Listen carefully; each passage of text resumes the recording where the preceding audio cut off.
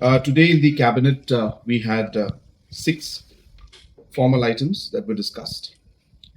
The first item was an amendment that we had made in regards to the disaster management department, where we have notified thunderstorm and strong winds, other than cyclone, as a state/local disaster. This is being done because in the past, cyclone was a local state disaster.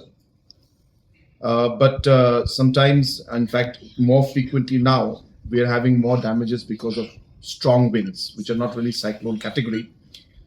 And then sometimes administration and officials are quite confused and they have to declare it as cyclone, but actually it's in the category of strong winds, but enough to cause damage.